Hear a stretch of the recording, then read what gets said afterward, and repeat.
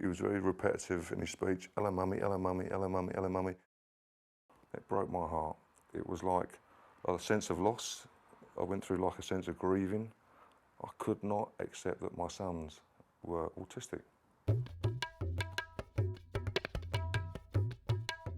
If he could get his hands inside somebody's mouth and gouge the skin off inside their mouth. There was often children with sort of scratch marks all down their face.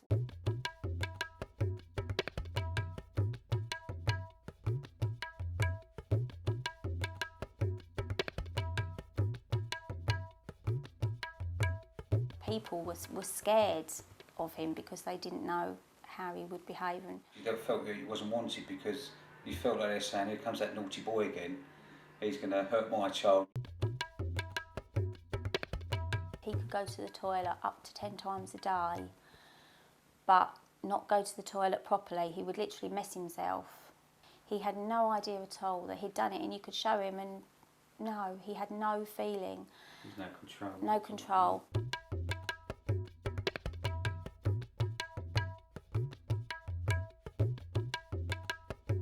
If you did sort of reach out to them, as any parent would do, and give their child a cuddle or a kiss, they would push you away and couldn't accept that touch. Heartbreaking, do you know what I mean?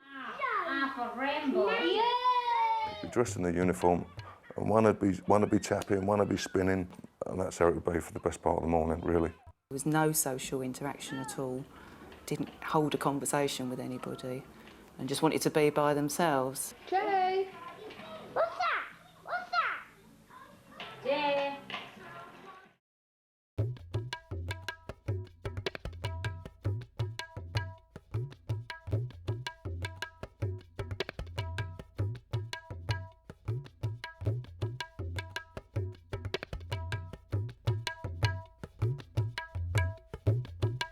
They couldn't dress themselves, they certainly couldn't feed themselves. With a spoon, they couldn't do that. They had no fine motor skills or gross motor skills, couldn't hold a pencil, couldn't use a pair of scissors. You think of the movies like with Dustin Hoffman, Rain Man and stuff like that, and you just think to yourself, God, this, you know, my boys are just not going to have a life. Children who come to us have already been diagnosed by a child psychiatrist or thoroughly assessed by a clinical psychologist. Parents see us as a last resort, having tried so many things already.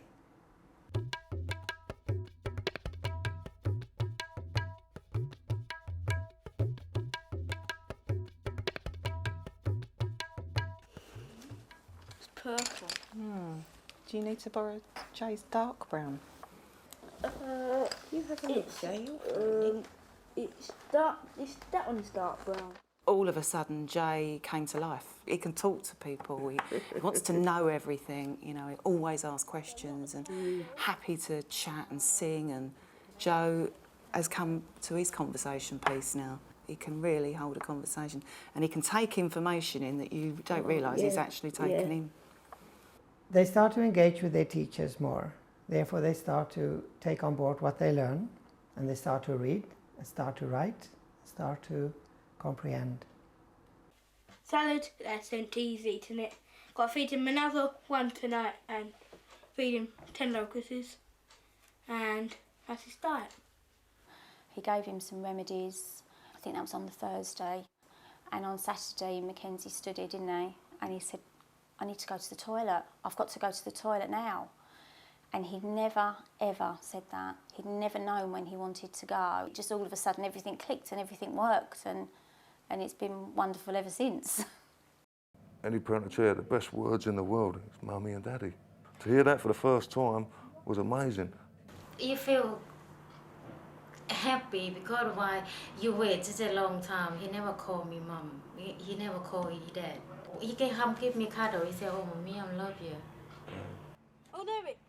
It's just all too much of a coincidence, you know. We went along to the homeopath with an open mind, but, you know, our mind was made up, wasn't it? 2 days later, when Mackenzie could go to the toilet, that was it then. We knew they worked. Parents are absolutely delighted to have their child back. Okay. Put your hands up if you love mummy. Put your hands up if you love mummy. Yeah. Well done. Can I say the talking now? You can say some talking. Yeah, go on. Okay.